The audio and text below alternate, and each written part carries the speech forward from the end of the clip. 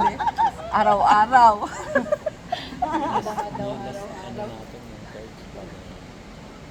Araw-araw. Siguro yan, no?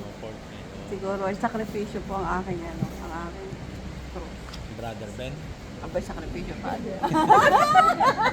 Kapag pinili ko yon. Saka pinili ko naman po yun. Wala. Kasi ang cross. Masayang cross lang po. Kaya Masayang ano cross. mo si Brother Ben. Masayang cross po yun. Pinaglaban yun na eh. Dahil sa pinaglaban, ay di, masaya naman po ako kahit may cross. Kita nyo naman, nakikita sa katawan. Pagka maligoy masaya ka, walang cross. Opo, yun lang ano doon. Siguro ganun talaga po. Sa akin naman ay masaya naman po ang buhay namin kahit siguro sa tingin nila, ako'y nahihirapan, pero sa akin po hindi.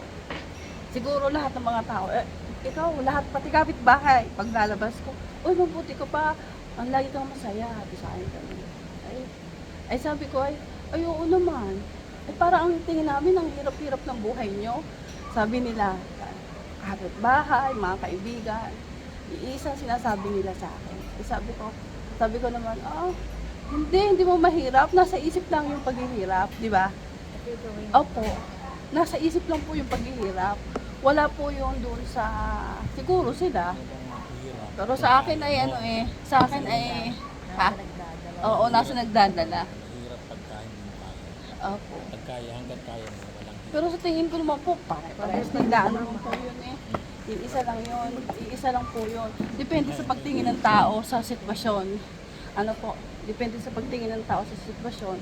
So ako kasi hindi ako masyadong maramdaming tao at yung mga detail, hindi ko masyadong pinapansin yung mga sinasabi ng mga kapwa ko.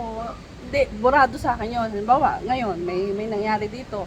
Hanggang dito lang yun. Pag uwi ko sa bahay, iba na uli.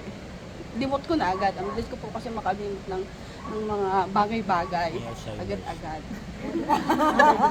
Kaya dementia.